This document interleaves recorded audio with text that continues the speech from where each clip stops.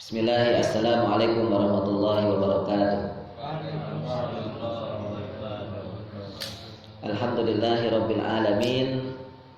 Alhamdulillahilladzi bi ni'matihi tatimmus shalihat wa yughfarudz dzunub wa bi afwihi tughfarudz dzunubi was sayyi'at wa bi karamihi tuqbalul ataya wal qurbat wa bi lutfihi tustarul uyubi waz zallat. Alhamdulillahilladzi amata wa ahya wa mana'a wa a'ta wa arsyada wa hada wa adhaka wa abka wa qul alhamdulillahilladzi lam yattakhidh walada wa lam yakul lahu syarikun fil mulk wa lam yakul lahu waliyyun minad dhulli wa kabbirhu takbira wa asyhadu an la ilaha illallah wahdahu la syarikalah wa asyhadu anna muhammadan abduhu wa rasuluh sallallahu wa sallama wa baraka alaihi wa ala alihi wa ashabihi wa man ihtada bihudahum ila yaumiddin, amma ba'd. Ikhwah rahimakumullah, seperti biasa puji dan syukur kita pertama-tama sanjungkan terlebih dahulu kepada Allah Subhanahu wa taala. Semoga syukur kita melalui lisan yang sudah kita ucapkan setiap kali minimal 5 kali sholat dengan kita membaca Al-Fatihah yang di situ ada ungkapan alhamdulillah.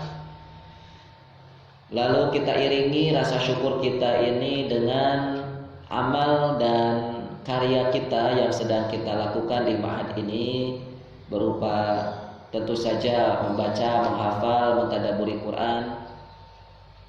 Lalu juga diiringi dengan memahami agama ini lebih dalam melalui menapaki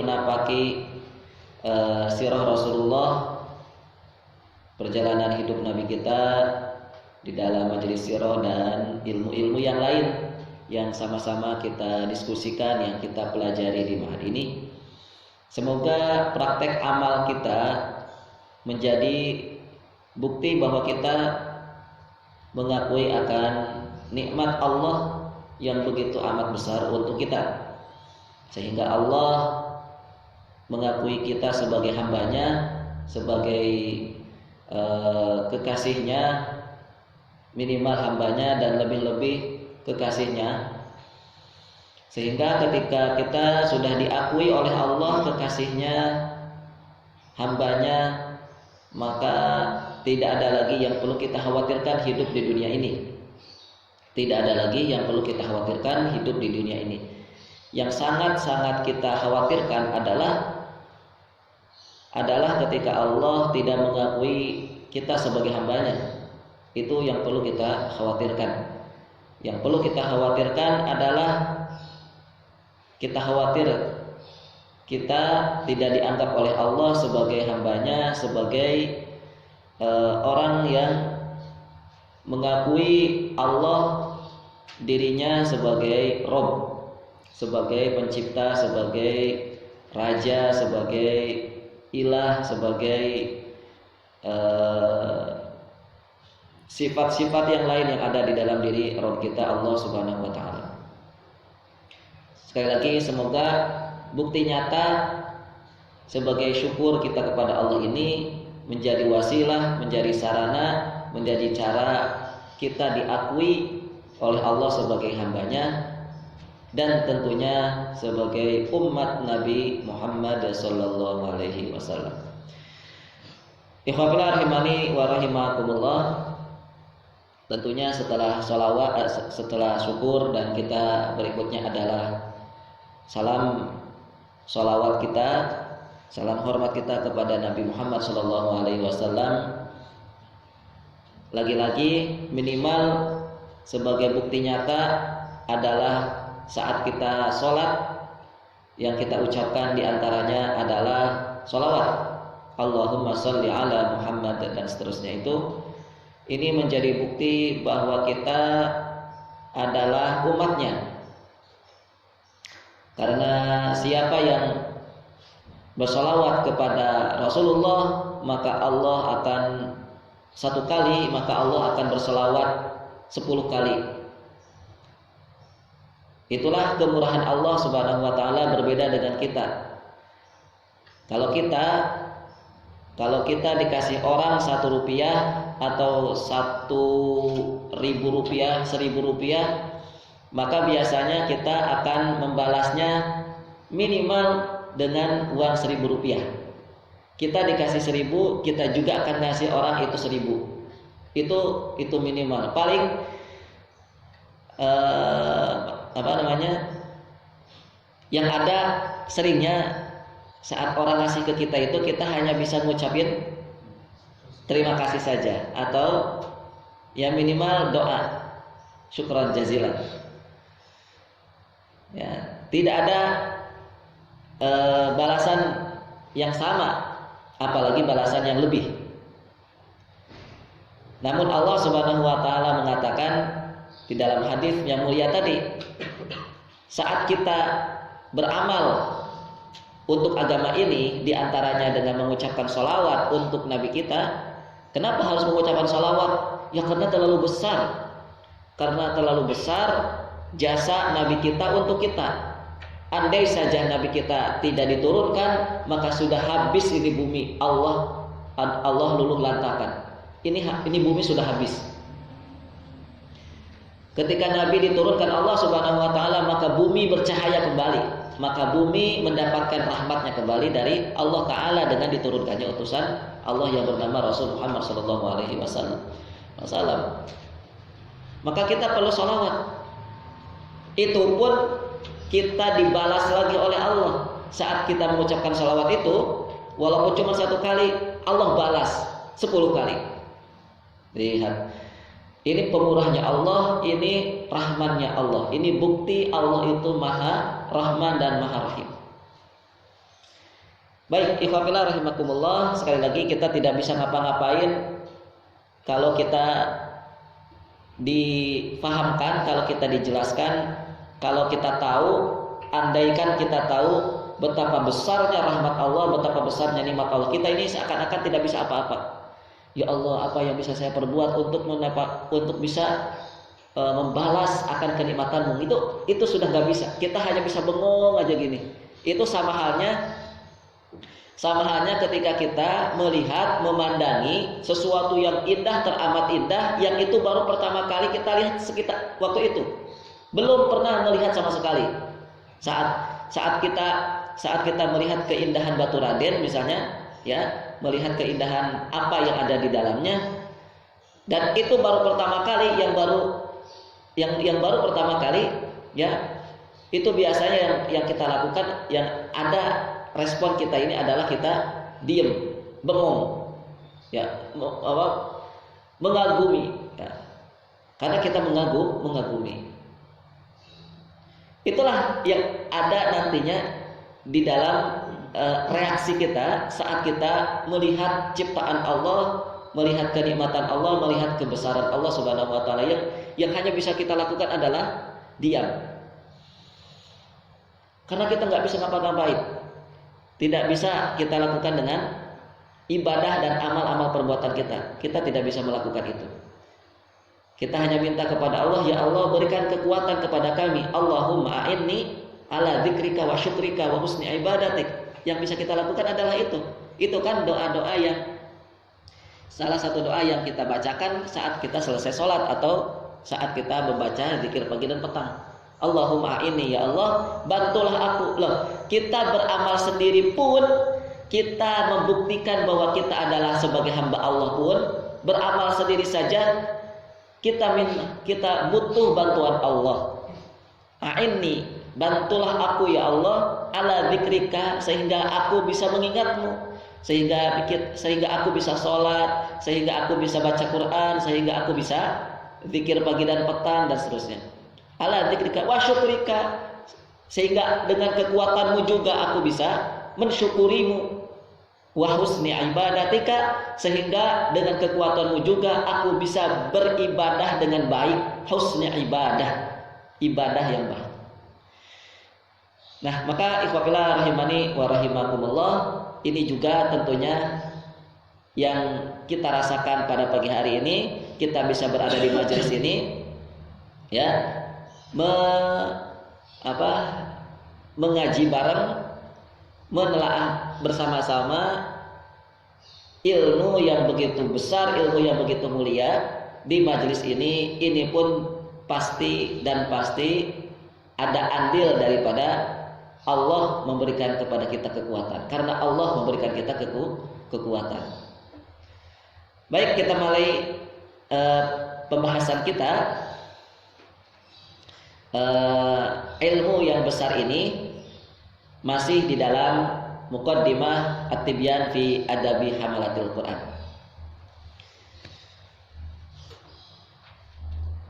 Kemarin kita membahas kalimat Al-Imam An-Nawawi yang menyampaikan kepada kita, wa ja'alahu rabi'an liqulubi ahli basairi wal irfan. Kira-kira kalau ditulis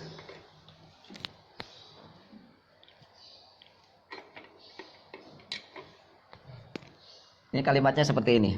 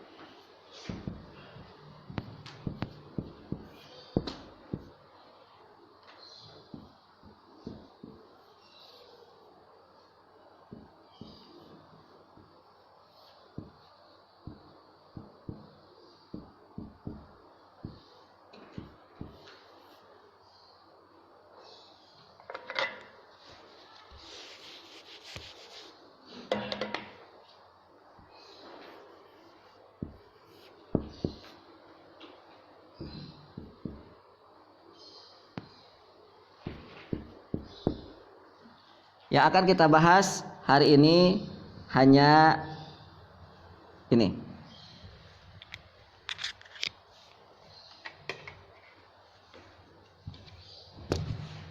Wa ja'alahu rabi'an liqulubi ahlil basairi wal irfan.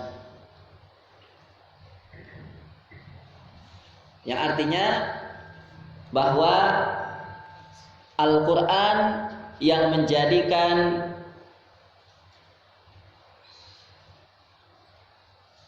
Rabi'ah atau menjadikan Al-Quran itu sebagai Rabi'ah, menjadikan Al-Quran itu sebagai Rabi'ah bagi ahlil basairi dan irfan.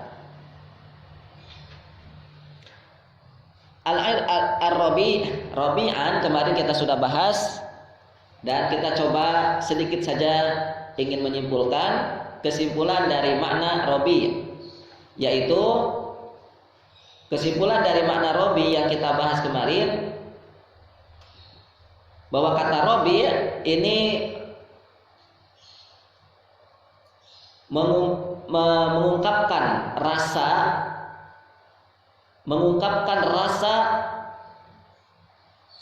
seperti saat manusia berada di musim semi,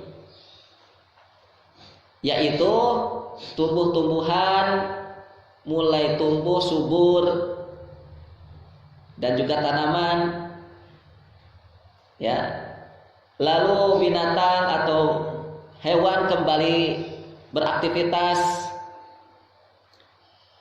dan bumi kembali terasa hangat. Itulah kondisi manusia di saat musim semi.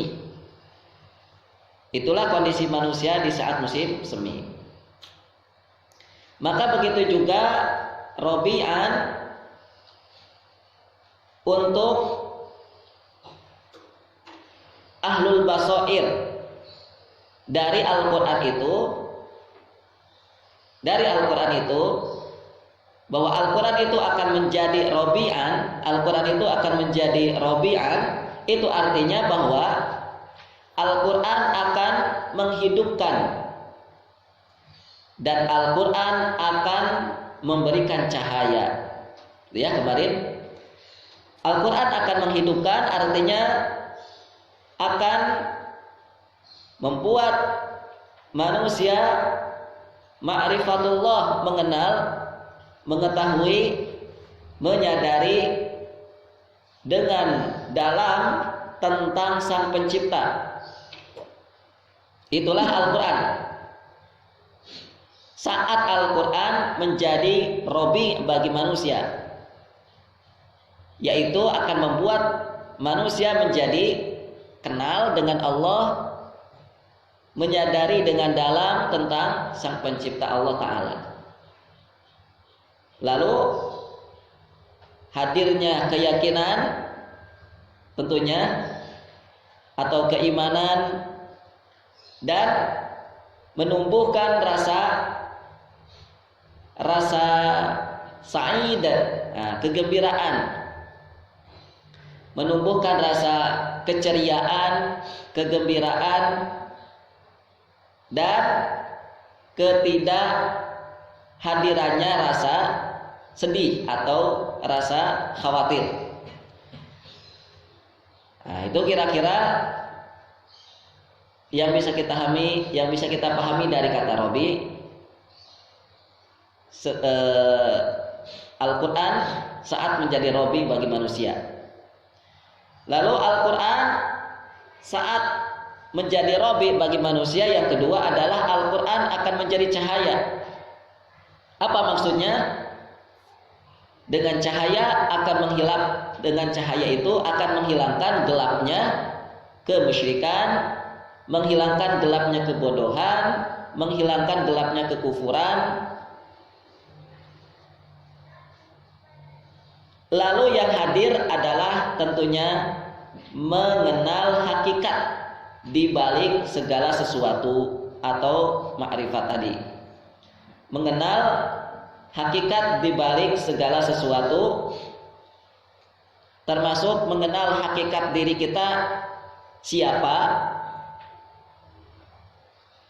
Bagi seorang ahlul basirah, bagi seorang ahlul basair, itu ketika ditanya siapa diri saya, siapa saya, itu bukan hanya sebatas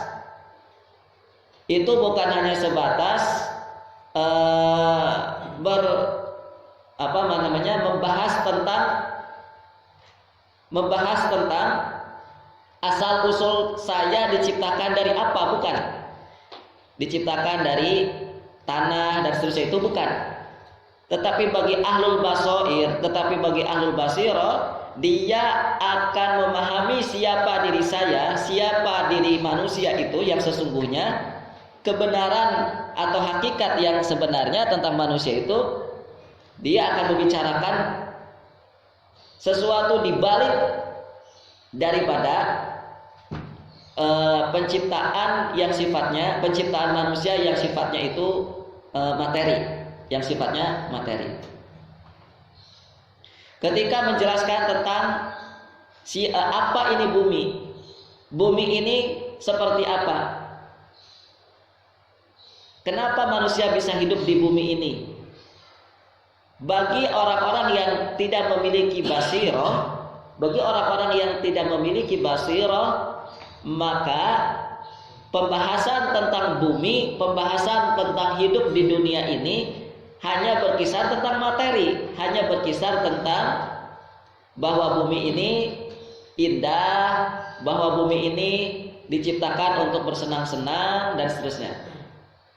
Tetapi bagi ahlul basair, ahlul basirah, ketika membahas tentang hidup di dunia ini, bumi ini, maka dia akan memahami hakikat atau kebenaran di balik sebab mengapa bumi ini diciptakan. Itu hanya bisa dikenali oleh ahlul basirah.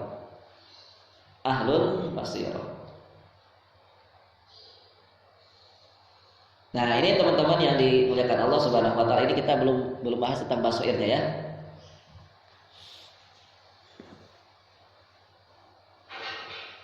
Nah, eh, hati menjadi hidup, hati menjadi bercahaya. Inilah yang seharusnya terjadi saat kita berinteraksi dengan Quran, saat kita membaca Quran, saat kita menghafal Quran, saat kita mentadabburi Quran, saat kita beramal berdasarkan Al-Quran. Ini yang terjadi, harusnya Al-Quran sudah menjadi rabi'. Ya, Al-Quran menjadi rabi'. Sebagaimana para sahabat mengatakan, nahnu nata'allamal Qur'an fazdadna bihi imanan. Para sahabat itu mengatakan, ketika aku belajar Al-Quran, imanku menjadi tumbuh, gitu. Imanku menjadi bertambah. Itu harusnya ketika kita berinteraksi dengan Quran itu, membaca, menghafal, mentadabburi itu, ada iman yang tumbuh, ada keyakinan yang tumbuh. Baik. Inilah ciri kalau seseorang itu sudah memiliki basirah. Yaitu apa? Yaitu Al-Quran saat dibaca, dihafal, ada yang tumbuh di dalam hatinya, yaitu iman. Baik, ikhwafillah rahimani wa rahimakumullah. Hari ini kita akan melanjutkan memahami makna berikutnya dari kalimat Imam Nawawi, yaitu ahlul basair. Kata ini, yaitu basirah atau basair, ini sangatlah agung, sangat mulia, sangat besar. Untuk membuktikan kebesarannya, untuk membuktikan keagungan daripada kalimat basirah ini, ada ulama yang sampai membuat satu kitab khusus. Ada ulama yang sampai membuat satu kitab khusus tentang basirah. Itu pun hanya dilihat dari satu aspek saja. Dilihat dari satu aspek, artinya tidak memahami atau tidak membahas aspek tidak membahas basirah secara umum. Secara umum tidak.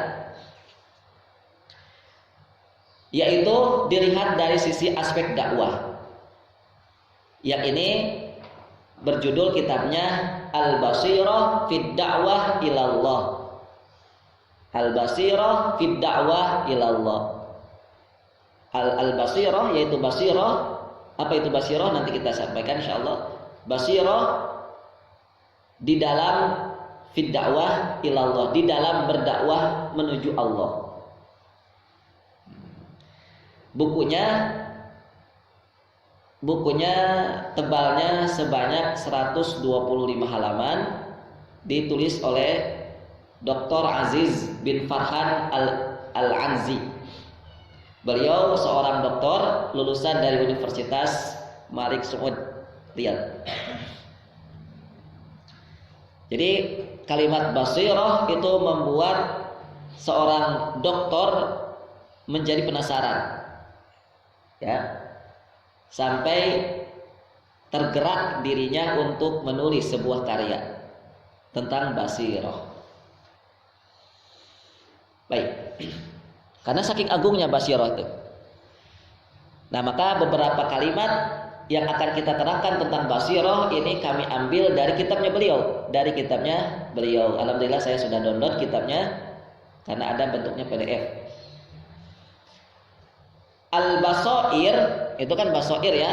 Ini bentuk banyak, bentuk jamak daripada basirah, bentuk banyak daripada basirah. Jadi basirah itu mufrad atau bentuk satu, bentuk tunggal daripada basair. Basair itu tadi bentuk jamaknya atau bentuk banyaknya. Apa makna daripada kata basirah itu sendiri? Al-basiratu ma'khudatun minal basar wa huwa al-ain. Bahwa basirah mengambil dari kata basar, yang ini dalam rangka untuk lebih memahamkan dan mendekatkan kepada pembaca, kepada kita tentang apa itu basirah. Ya, untuk memahami kata basirah maka diambillah kata basor itu. Lalu basor itu apa? Basor artinya adalah pandangan. Basor artinya adalah melihat. Yang alatnya adalah ain, mata. Alat untuk melihat apa tadi? Mata. Mata ketika bisa memandang, mata ketika bisa melihat, itu namanya basor. Itu namanya basor.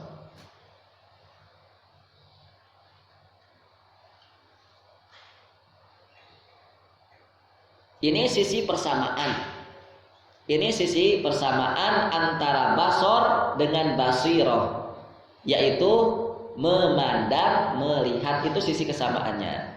Adapun sisi perbedaannya atau ketidaksamaannya antara basirah dengan basor adalah innal basor huwa ihdal hawas al-khams. Kalau basor merupakan satu di antara panca indera, satu di antara lima indera kita. Panca itu kan 5 ya, Pancasila 5. Sila apa artinya?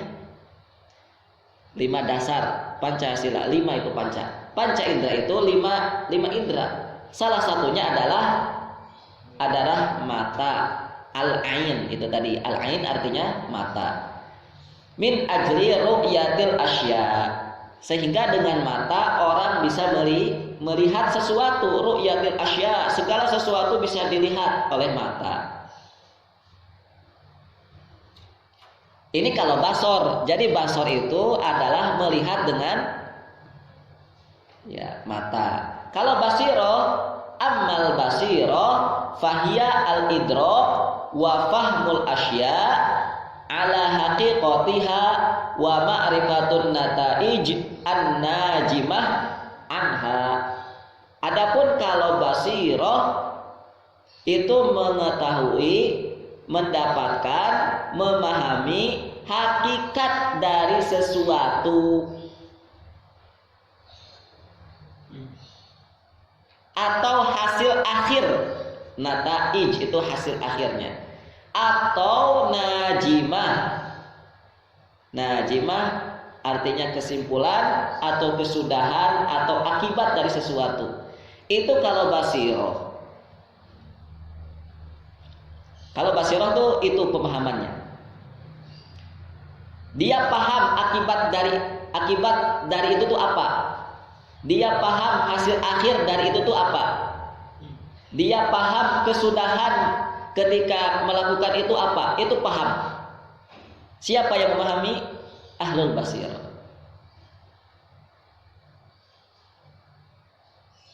Orang yang tidak berjudi, orang yang tidak berjudi atau orang yang tidak minum minuman keras, mabuk-mabukan, saat dia ditawari untuk main judi, saat dia ditawari untuk mabuk-mabukan, kemudian dia menolak, itu sebabnya karena dia tahu akibat, itu hasil akhir kesudahan bagi orang yang berjudi, bagi orang yang minum minuman keras. Itu namanya basirah.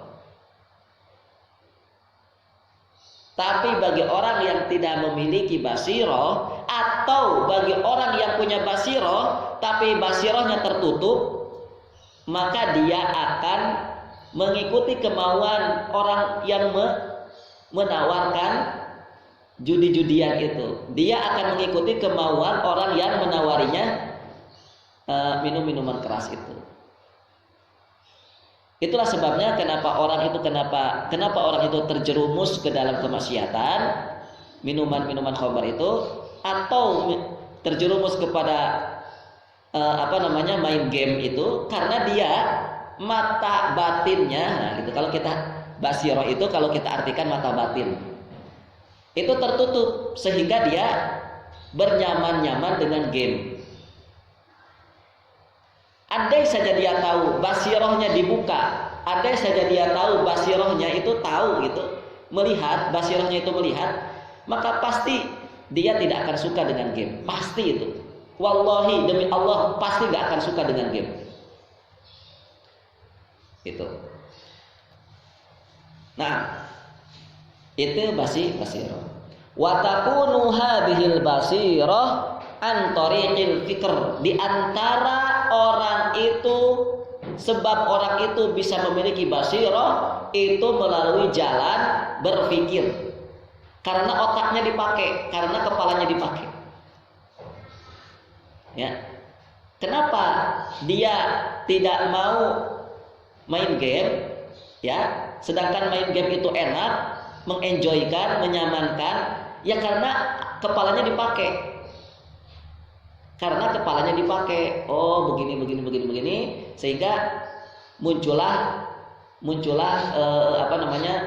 pemahaman. Ketika main game maka hasilnya itu. Maka berarti orang yang tidak mengindahkan, orang yang tidak peduli dengan game itu, terus-terusan main game itu artinya kepalanya tidak digunakan. Dia tidak berpikir. Dia sih punya otak, tapi otaknya nggak dipakai. Gitu. Baik.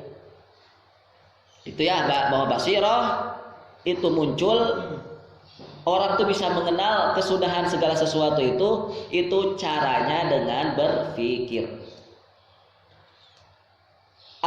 Kemudian mana yang lain menambahkan para ulama dengan al-basiratu sifatun qalbiyah, bahwa karakter atau sifat khusus bagi qalbu, bagi hati itu adalah basirah. Basirah itu adalah sifat, salah satu sifat bagi hati. Bagi hati. Yara biha as-sa'ir al-ma'arif ala haqiqatiha. Hati ketika dia punya basirah, ketika dia bisa melihat, maka hati akan memahami, mengenal as-sa'ir al-ma'arif ala haqiqatiha.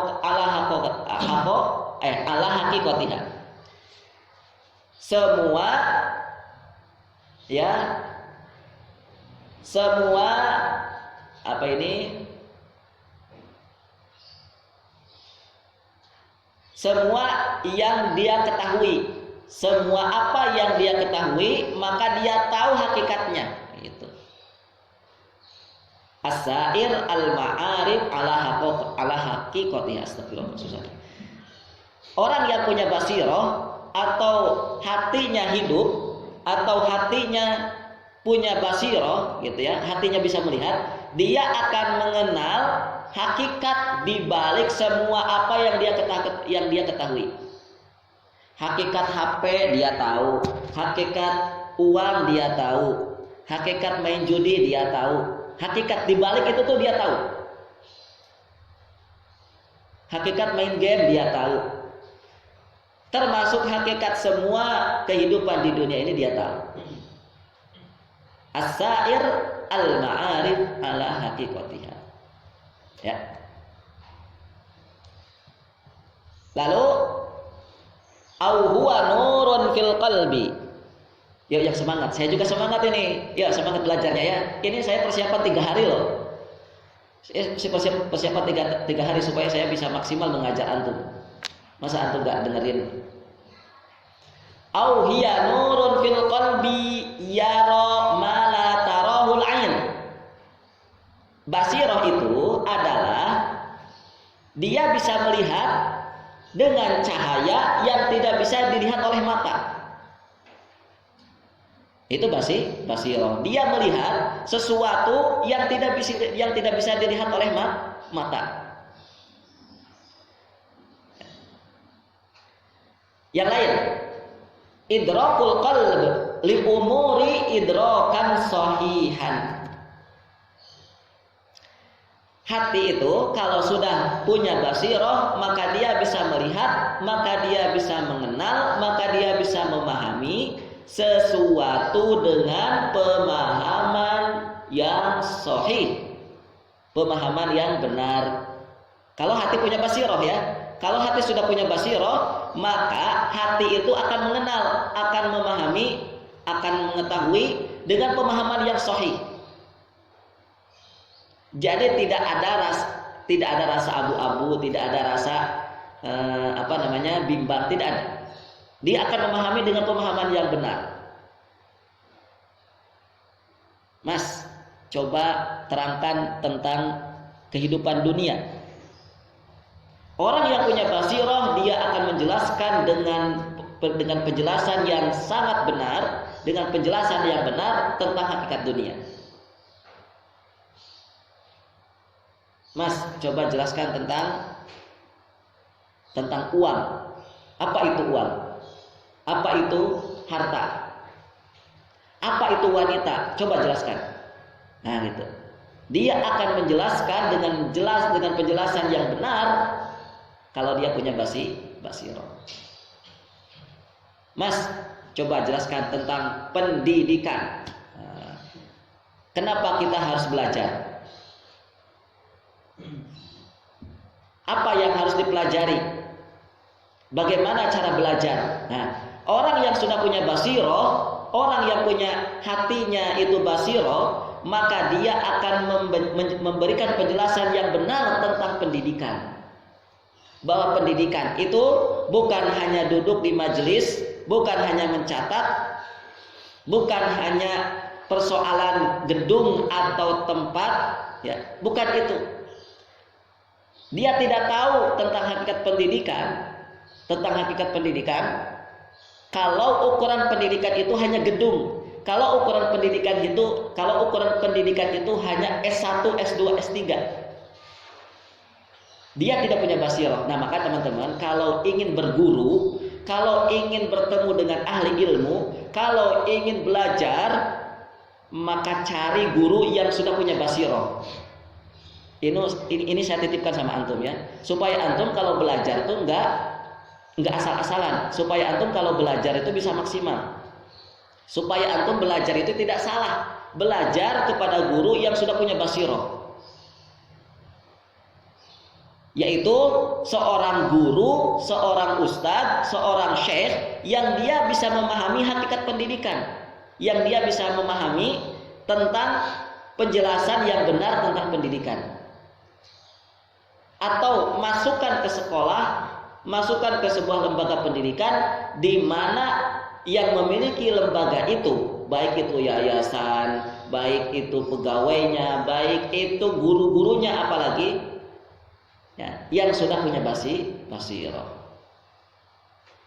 Karena bahaya ketika kita duduk di depan ilmu, atau ketika duduk kita ini di depan guru, gurunya nggak paham tentang pendidikan, bahaya.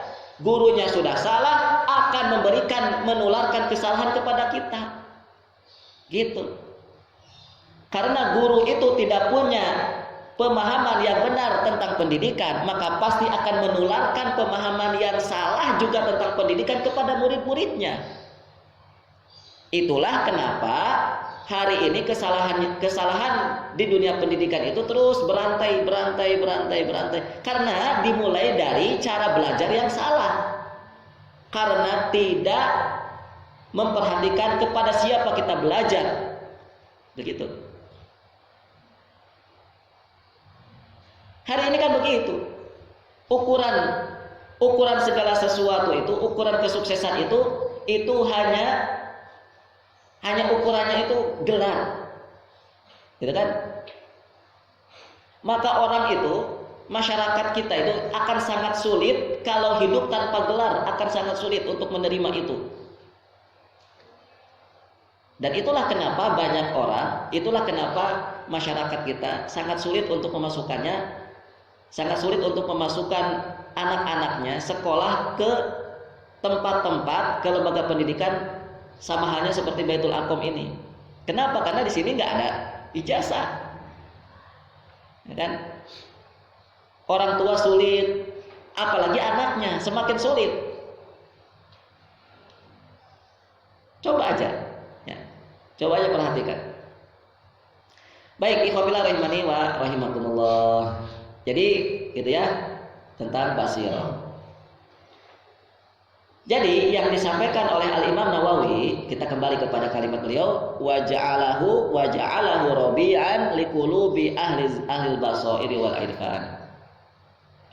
Yang disampaikan oleh Imam Nawawi bahwa Al-Qur'an itu akan menjadi rabi', akan menjadi musim seminya bagi ahli basirah, itu bukan bagi mereka ya, bukan bagi mereka yang memiliki penglihatan mata zahir. Bukan bagi mereka yang hanya memiliki penglihatan mata zahir atau panca indera, itu bukan. Namun Al-Qur'an bisa menjadi musim semi, Al-Qur'an bisa menjadi rabi' hanya bagi mereka yang memiliki penglihatan batin, memiliki penglihatan yang itu disebabkan diantaranya karena dia berpikir. Ya.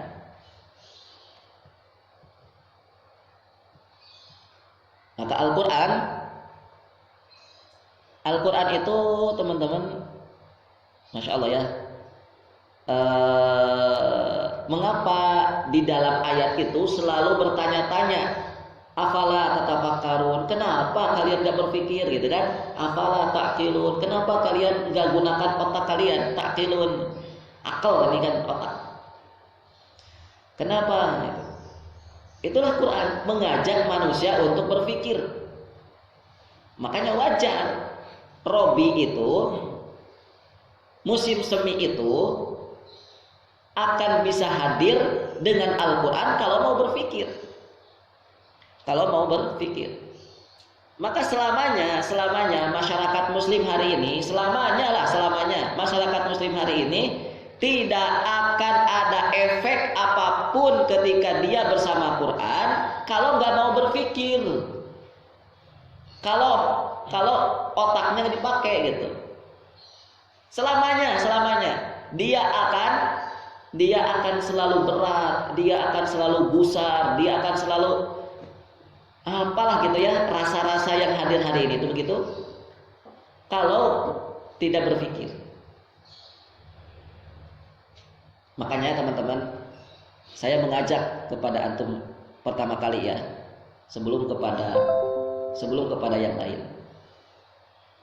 Salah satu target kita itu, baik itu kita berdakwah, baik itu kita ceramah, baik itu kita mengajar, target kita adalah ini.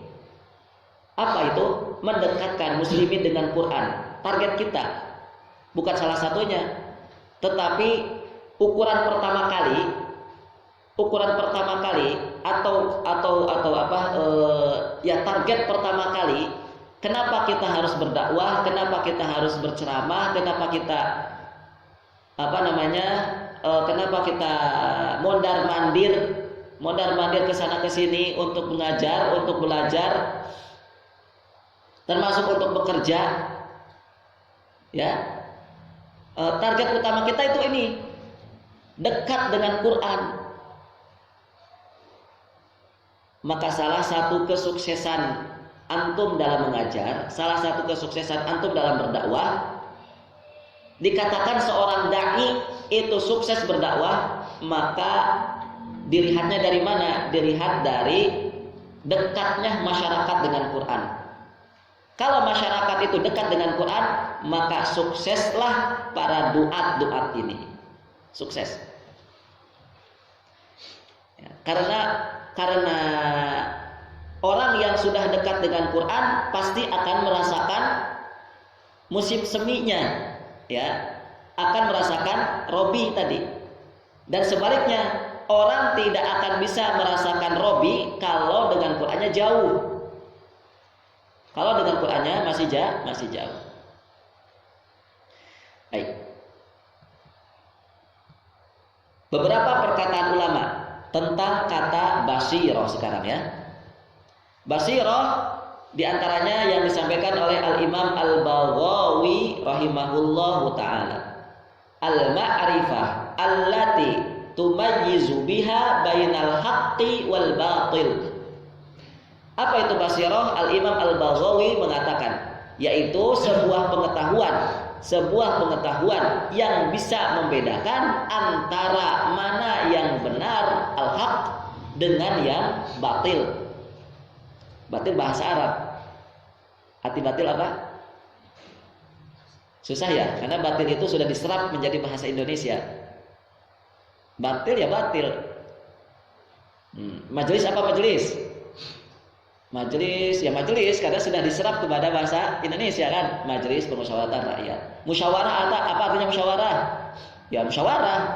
Musyawarah bahasa Arab, Mas. Musyawarah itu bahasa Arab. Jadi gitu. Bahasa Inggris mereka menggunakan bahasa Arab juga. Kalau kita sudah jelas kan, orang-orang Turki mereka juga menggunakan bahasa Arab. Jadi di dalam serapan bahasa Turki ada bahasa Arabnya, di dalam bahasa Inggris ada serapan bahasa Arabnya. Oh gitu ya? Iya, coba aja, coba cek itu. Di dalam bahasa Inggris ada serapan bahasa Arabnya. Jadi betapa kita ini manusia itu tidak akan lepas dari bahasa Arab, tidak akan lepas. Dan bahasa Arab adalah bahasa agama kita. Itu pertanda bahwa manusia itu tidak akan lepas dari agama. Kalau manusia itu lepas dari agama, ya, maka manusia itu kalau lepas dari bahasa Arab, maka dia akan lepas dari agama kita, dari agama ya, dari agamanya. Begitu. Baik. Intinya gitu ya, apa yang disampaikan oleh Al-Imam Al-Baghawi rahimahullah. Sebuah pengetahuan yang bisa membedakan antara yang benar dan batil. Yang kedua, menurut Al-Imam Al-Qurtubi rahimahullah, apa itu basirah? Al-Imam Al-Qurtubi mengatakan rahimahullah bahwa basirah adalah al-yaqin wal haq. Alal yaqin wal haq. Bahwa basirah itu adalah keyakinan. Nah, yakin itu apa juga? Yakin itu bahasa Arab juga itu. Yakin itu apa bahasa Indonesianya?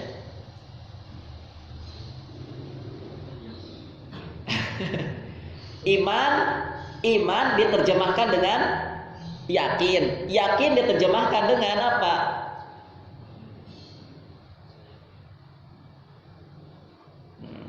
Tapi ada juga yang menerjemahkan iman itu percaya, ya boleh. Iman percaya, yakin. Al-yakin apa bahasa Indonesianya? Yakin, susah ya kan. Jadi kalau orang Indonesia itu nggak belajar, apalagi Muslim yang nggak belajar bahasa Arab, nggak belajar agama, dia nggak akan tahu itu hakikat dibalik istilah-istilah itu tuh. Nggak akan tahu hakikat dibalik nama yakin itu apa, dia nggak akan tahu kalau nggak belajar bahasa Arab, kalau nggak belajar agama. Maka sebenarnya dengan menempel bahasa Arab di dalam Pancasila itu, lima dasar bangsa kita itu ya, iman dan takwa, gitu ya kan? Ada takwa kan di bawahnya. Nah itu kalau umat Islam di Indonesia yang tidak mau belajar, maka dia tidak akan memahami Pancasila. Nah akan paham. Maka kita bersyukur, ya Allah, bersyukur kita ini punya ulama yang luar biasa sebagai pendiri bangsa kita, karena mereka telah menitipkan agama di dalam Pancasila, telah menitipkan simbol-simbol agama di dalam Pancasila. Itu artinya bahwa kalau masyarakat rakyat Indonesia ingin paham Pancasila, belajar agama. Ya kan, sedikit saya melintas ke yang lain. Allah sendiri, Allah itu sudah menjadi bahasa Indonesia kan. Bahkan Allah sendiri itu digunakan oleh agama lain. Ya. Ada sebuah agama yang nama Tuhannya adalah Allah, tapi mereka menyebutnya dengan Allah gitu. Allah. Padahal Allah itu yang mereka menyebutnya adalah Allah, itu Tuhannya kita, Robnya kita muslimin. Itu ya. Jadi sudahlah, agama manapun itu mereka nggak akan lepas dengan kita, nggak akan lepas dari agama Islam. Gitu. Ya karena sudah jelas bahwa jalan yang benar itu cuman satu, sabil yang benar, jalan yang benar itu cuma satu, yaitu agama yang dibawa oleh Nabi Muhammad SAW. Nggak akan bisa lepas. Kalau mengaku bahwa mereka orang-orang yang tidak beriman kepada Muhammad SAW itu benar agamanya, sudah copot, lepas bahasa Arab itu, bahasa agama saya lepas, jangan pakai. Maka wahai, jangan disebutin nama agamanya ya. Maka wahai agama fulan gitu, bisa nggak kau coba antum gitu kan? Tuhan Anda jangan pakai namanya Tuhan saya. Itu Allah tuh nama Tuhan saya loh. Ya ngaku-ngaku gitu. Kayak gini. Kalau ini kan nama kan, tapi lagi ini aja. Nama bapaknya Weli itu adalah Dudi misalnya, nah gitu ya. Tiba-tiba ada musuh, bukan lagi teman ini musuh. Karena perbedaan agama itu adalah perbedaan prinsip. Itu sama seperti musuh kan, perbedaan prinsip itu sama seperti musuh. Ada musuhnya Weli misalnya, siapalah itu gitu. Itu nama bapaknya sama seperti bapaknya Weli misalnya. Padahal yang ngasih nama Dudi itu pertama kali adalah bapak saya gitu. Nggak ada nama waktu itu, nggak ada nama Dudi selain itu kecuali nama bapak saya misal. Nah, tiba-tiba musuhnya Weli itu ya kucuk gitu, atau ya menyampaikan bahwa nama bapak saya juga Dedi gitu, atau Dudi, kok Dedi sih? Laki-laki gimana coba? Ya harusnya kita juga sakit hati. Harusnya kita sebagai muslim itu sakit hati. Makanya salah satu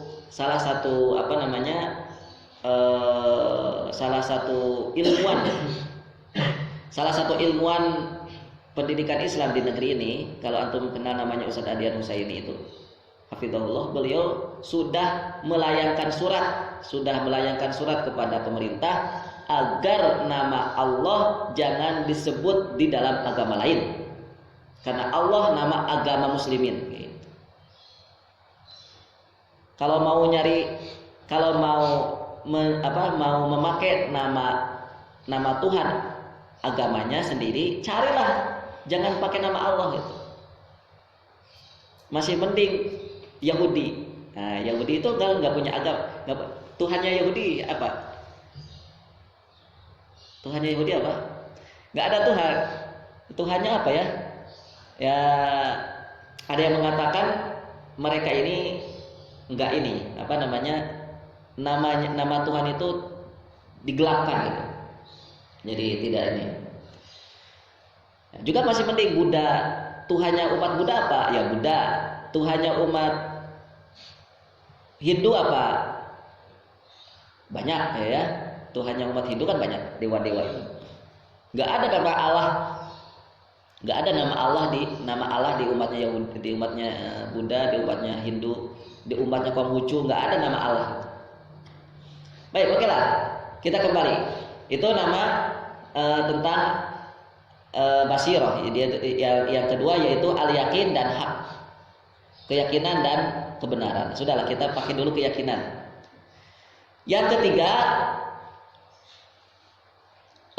makna daripada basirah adalah al-hujjah al-wadihah. Al-hujjah al-wadihah sebagaimana yang disampaikan oleh Al-Imam Ibnu Ashur rahimahullah. Al-hujjah al-wadihah artinya adalah bukti atau dalil yang jelas atau yang nyata. Bukti atau dalil yang jelas, wadih itu yang nyata, yang jelas. Ikhwafillah rahimakumullah. Demikianlah sekilas yang sekelumit kita keluarkan pemahaman-pemahaman tentang basirah yang disampaikan oleh para ulama. Tentu ini masih banyak ya, masih ada.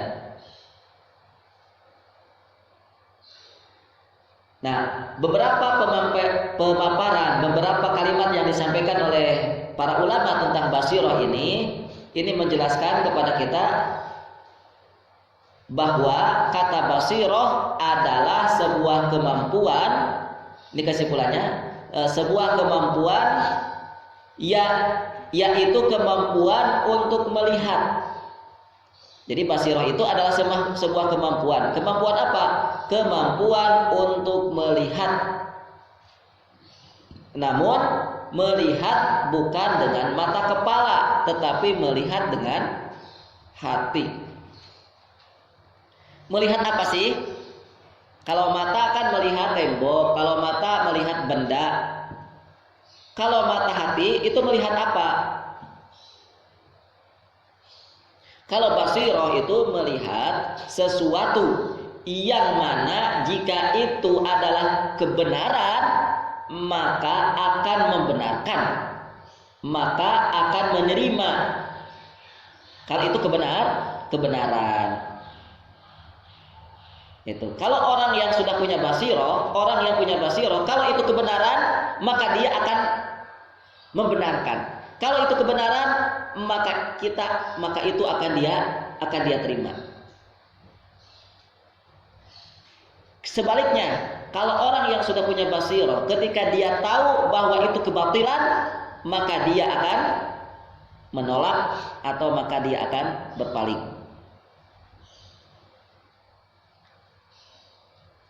Itu basirah. Selanjutnya, melihat apa? Hati itu melihat apa di sini? Basirah di sini adalah melihat apa? Melihat sesuatu yang mana akan menimbulkan efek keyakinan atau tidak akan mungkin ada terjadi lagi keraguan. Nah, gitu. Melihat sesuatu, melihat hal yang itu akan menghasilkan, yang itu akan menimbulkan efek keyakinan. Keyakinan. Makanya tadi kan basirah itu artinya apa? Keyakinan. Kenapa? Karena dia sudah melihat sesuatu, maka muncullah keyakinan. Karena dia sudah melihat sesuatu, maka muncullah maka hilanglah keraguan. Nah, itu.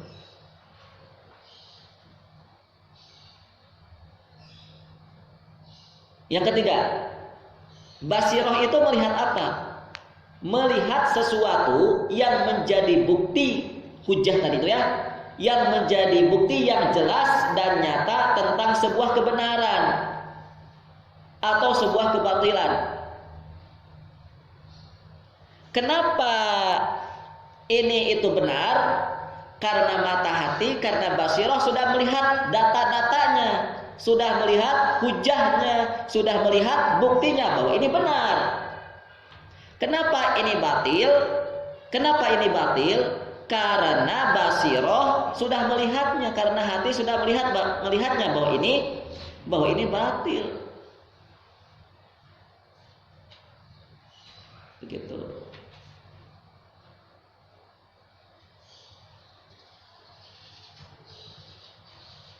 Ma'asyiral ikhwah, ayyuhat thalaba rahimakumullah. Jadi kemampuan hati untuk bisa mengenal, kemampuan hati untuk bisa melihat, mengetahui dan memahami tentang sesuatu adalah satu keniscayaan, satu hal yang harus dimiliki. Satu hal yang harus dimiliki, bahkan bisa jadi lebih berharga, ya memang tidak akan bisa mengalahkan. Bisa jadi lebih berharga dan bisa jadi lebih mahal daripada kita memiliki kemampuan untuk melihat dengan mata kepala. Mata bisa melihat adalah sebuah karunia besar. Mata bisa melihat adalah sebuah karunia besar, tetapi mata hati bisa melihat itu jauh lebih mahal. Itu maksudnya, jauh lebih mahal. Karena efeknya begitu besar. Ya, karena efeknya begitu besar, begitu berharga, peranan hati daripada mata, peranan hati daripada panca indera. Itu efeknya lebih besar, lebih berharga dan lebih mahal. Baik, sedikit contoh teman-teman yang dimuliakan Allah. Mengapa ada orang begitu nyaman tinggal di sebuah tempat? Kenapa orang itu nyaman tinggal di sebuah tempat? Maka jawabannya karena dia telah melihat di tempat itu, karena dia telah melihat di sekitar tempat itu, ya, di sekitar tempat itu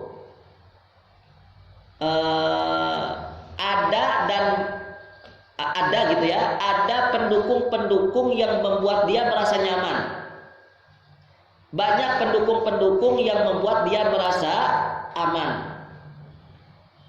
Apa misalnya? Kenapa kita tinggal di Sumampir, tinggal di sini itu nyaman? Karena setelah kita melihat tidak ada binatang yang membahayakan, tidak ada buaya, tidak ada harimau gitu ya. Nggak ada kan di sini?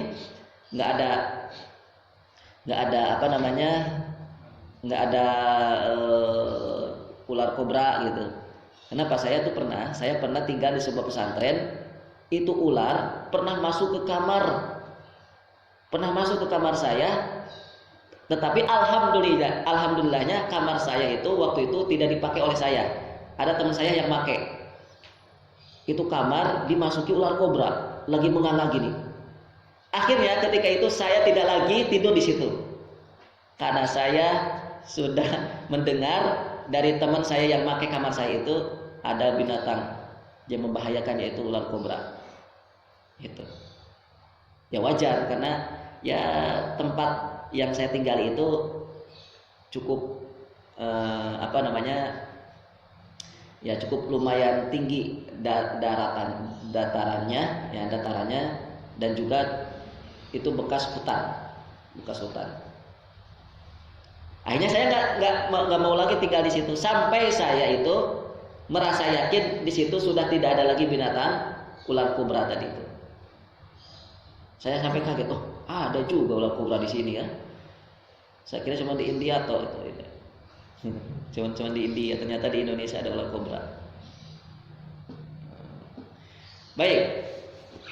Itu kenapa kita tinggal di sebuah tempat itu merasa nyaman, merasa aman, merasa tentram? Karena kita melihat di tempat itu, di sekitar tempat itu tidak ada binatang yang membahayakan. Tidak cukup itu, karena kita tidak akan tinggal di sebuah tempat kalau hanya ukurannya tidak ada binatang yang membahayakan. Banyak ukuran yang lain, misalnya. Kenapa kita bisa nyaman di tempat itu? Karena pendukung-pendukung yang dimana kita bisa hidup di situ, misalnya airnya deras, kemudian tanahnya subur, ditambah lagi tetangganya baik, maka kita tinggal di situ dengan nyaman. Sama seperti antum kan tinggal di Baitul Arqam, karena tetangganya perhatian, ngasih beras, ngasih ini, ngasih gitu kan, nyaman gitu. Ya.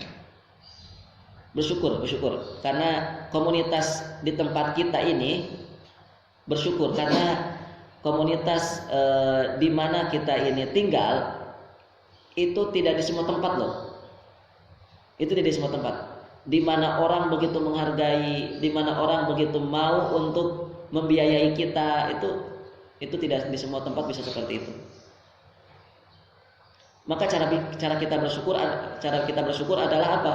Pertama kali kita beradab kepada Allah, pertama kali. Karena yang memampukan mereka bisa mampu, mereka bisa punya kemampuan untuk berinfak buat Baitul Arqam ini. Yang punya kemampuan itu hanya Allah. Kenapa? Mohon maaf misalnya Pak Nasruddin bisa membantu kita, karena Pak Nasruddin sudah diberikan kemampuan oleh Allah. Ya, ngasih kita baju, gitu kan? Ngasih kita uang, ngasih kita herbal, ngasih kita obat-obatan. Kenapa? Karena Pak Nasruddin sedang diberikan kemampuan oleh Allah. Kenapa penduduk di sini, tetangga-tetangga di sini, gitu kan? Ngasih beras, ngasih telur, ngasih mie, ngasih apa lagi?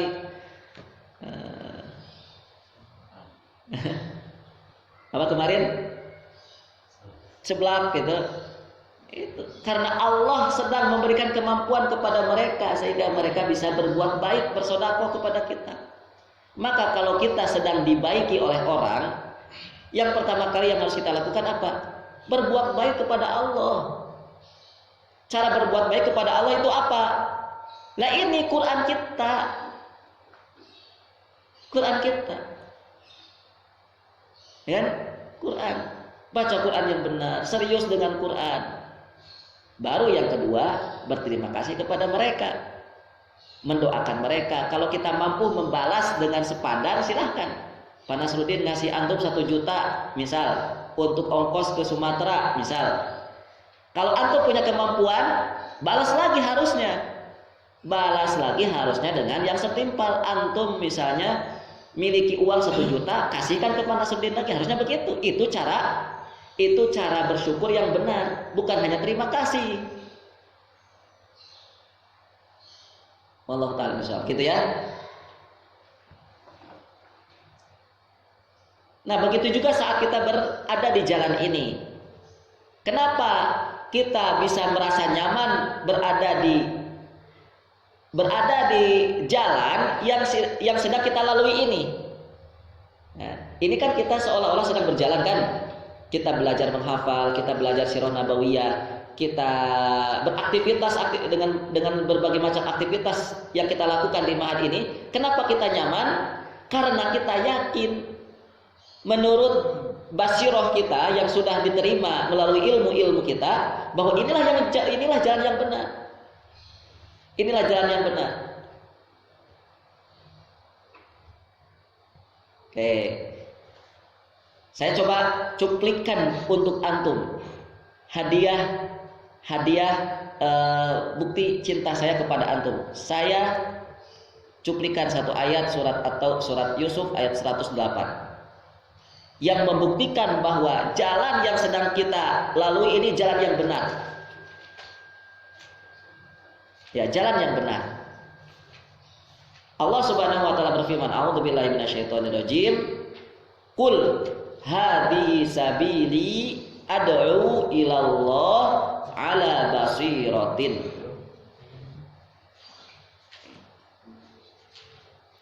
Di dalam surat Yusuf ayat 108 Allah mengatakan, katakanlah wahai Muhammad,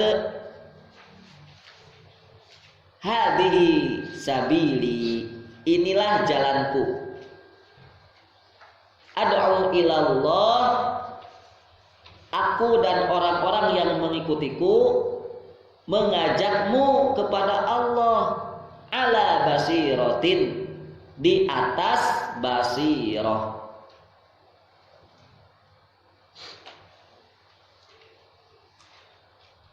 Perhatikan, Rasul kita Shallallahu Alaihi Wasallam diminta Allah, diperintahkan Allah untuk apa? Mengatakan kepada manusia, ini jalanku. Oke, ini jalanku. Hadihi sabili, ini jalanku. Jalanku itu apa? Sabili ai siroti, pakai ta. Wa tariqati, sirah, dari kata siroti, ini adalah sirahku. Kalau menurut bahasa Arab jadinya siroti. Ini adalah sirahku. Sirah itu kan perjalanan kan? Sirah itu, sirah nabawiyah artinya apa? Perjalanan Nabi. Siroti, ini adalah sirahku. Jadi para ulama tafsir menjelaskan kata sabili itu dengan sirah Nabi. Oke. Karena li di situ adalah nabi. Ini adalah jalanku. Jalan siapa? Jalannya nabi. Sabili. Katakan wahai Muhammad, hadhihi sabili. Ini jalanku ini. Dalam makna yang lain, hadihi sirati, ini adalah sirahku.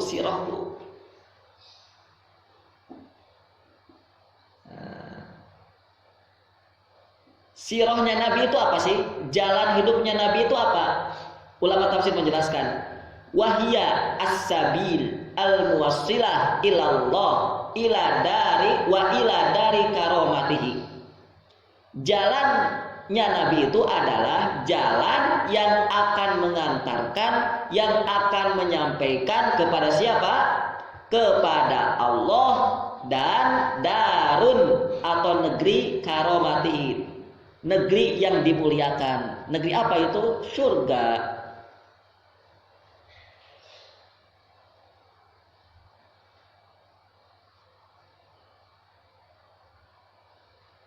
Ya, surga. Itu jalannya Nabi. Teman-teman sekalian yang dimakan Allah. Jadi untuk menemukan jalan yang akan mengantarkan kita, untuk menemukan jalan yang akan mengantarkan kita menuju tujuan, yaitu apa tadi tujuannya?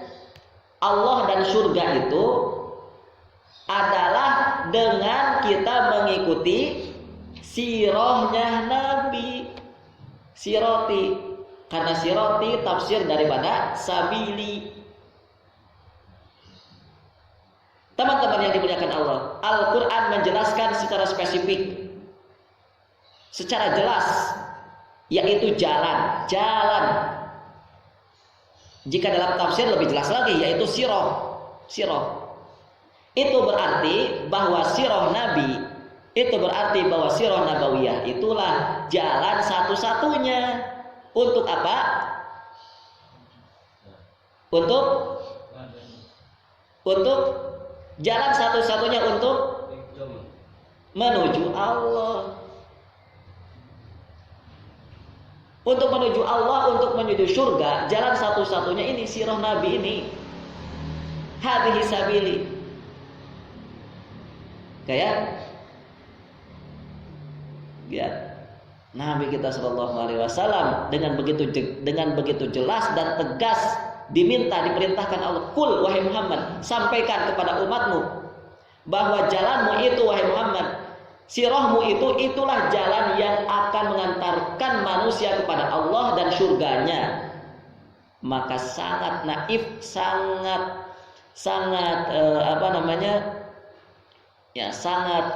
rugi orang yang tidak mau belajar sirah nabawiyah. Dalilnya mana? Ini surat Yusuf ayat 108. Allah Ta'ala bisawab. Kita akan lanjutkan pekan depan insyaallah atau pertemuan yang akan datang, dan kita masuki majelis tasmi. Fadhil.